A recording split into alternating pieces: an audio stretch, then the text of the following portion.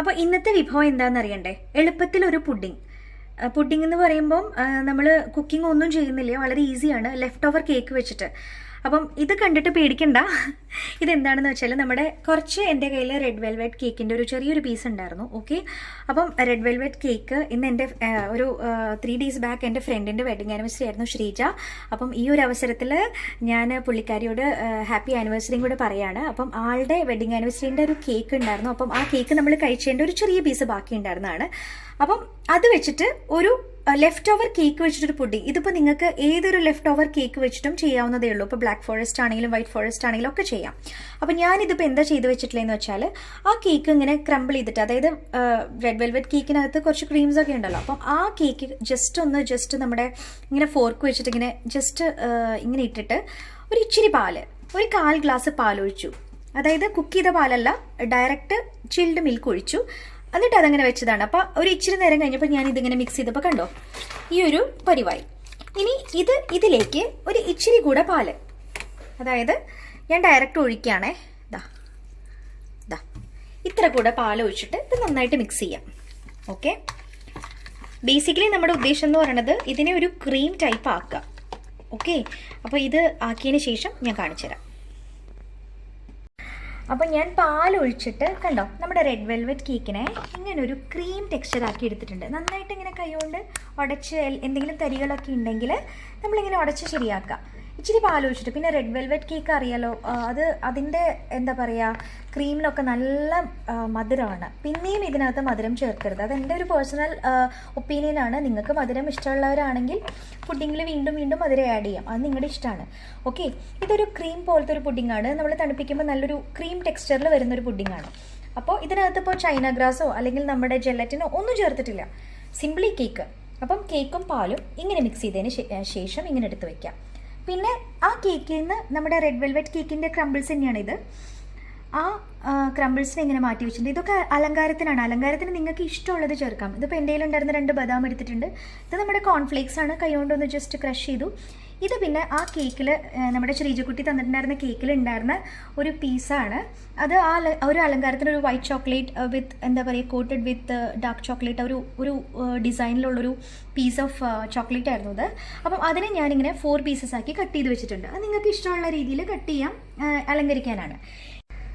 അപ്പം ഇത് എങ്ങനെ സെറ്റ് ചെയ്യാന്ന് വെച്ചാൽ, നിങ്ങൾക്ക് ഇഷ്ടമുള്ളൊരു പുഡിംഗ് ബൗൾ എടുക്കുക. ഇപ്പോൾ എൻ്റെ കയ്യിൽ ഒരു കുഞ്ഞ് വളരെ ക്യൂട്ടായിട്ടുള്ളൊരു പുഡിംഗ് ബൗളുണ്ട്, മഗ്ഗോ എന്ത് വേണമെങ്കിലും നിങ്ങൾക്ക് സെറ്റ് ചെയ്യാം. അപ്പം അതിലേക്കാണ് ഞാനിതിപ്പോൾ സെറ്റ് ചെയ്യാൻ പോകുന്നത്. ഇത് ഒഴിക്കുക, ഈ മിശ്രിതം. ഓക്കെ, ഇങ്ങനെ ഫില്ല് ചെയ്യാം. ഇതിൻ്റെ ഫുള്ളായിട്ട് ഫില്ല് ചെയ്യണം കേട്ടോ. ഐസ്ക്രീം ഉണ്ടെങ്കിൽ അടിപൊളിയാണേ. ഇത് ഇങ്ങനെ ചെയ്തിട്ട് ഐസ്ക്രീം ഒരു ചെറിയ എന്താ പറയുക സ്കൂപ്പ് മുകളിൽ വെച്ച് നല്ലതാണ്. ഇപ്പം എൻ്റെ കയ്യിൽ ഐസ്ക്രീം ഇല്ല, അപ്പോൾ നമ്മൾ ഉള്ള സംഭവങ്ങൾ വെച്ചിട്ടല്ലേ ഒരു പുഡിംഗ് ചെയ്യുന്നത്. അപ്പം ഇനി എന്താ ചെയ്യേണ്ടതെന്ന് വെച്ചാൽ, നമ്മുടെ ബദാം ഇച്ചിരി എടുക്കുക, ഇങ്ങനെ വയ്ക്കുക. ഓക്കെ, കോൺഫ്ലേക്സ് ഇങ്ങനെ ഇടുക, ഒരു ഇച്ചിരി ക്രംബിൾ വയ്ക്കുക. ഓക്കെ, ഒരു ബദാം കൂടെ ഇങ്ങനെ വെച്ചിട്ട് ഈ പീസ് ഓഫ് ചോക്ലേറ്റ് ഉണ്ടല്ലോ ഇതിങ്ങനെ വെക്കുക. ക്യൂട്ടായിട്ടില്ലേ, നല്ല ഭംഗിയില്ലേ, കണ്ടു നോക്കൂ. ചെയ്യാൻ എത്ര എളുപ്പമാണ്. അപ്പോൾ നിങ്ങളുടെ കയ്യിൽ ബ്ലാക്ക് ഫോറസ്റ്റ് ആണോ, വൈറ്റ് ഫോറസ്റ്റ് ആണോ, അതുമാതിരി പൈനാപ്പിൾ പേസ്ട്രി ആണോ, വാനില പേസ്ട്രി ആണോ, പിസ്ത പേസ്ട്രി ആണോ, ഡസൻറ്റ് മാറ്റർ. നിങ്ങൾക്ക് ഏത് തരം കേക്കും ഇങ്ങനെ ആക്കാൻ പറ്റും. പക്ഷേ ഒരു കാര്യം ശ്രദ്ധിക്കുക, അതിലുള്ള ക്രീം കളയാണ്ടിരിക്കുക. അതും നമ്മുടെ പേസ്ട്രിയും ആ ഒരു കേക്കും കൂടെ നിങ്ങൾ ഇങ്ങനെ ഇച്ചിരി പാലൊഴിച്ച് ഈ ഒരു ടെക്സ്ചറാക്കി എടുക്കുക.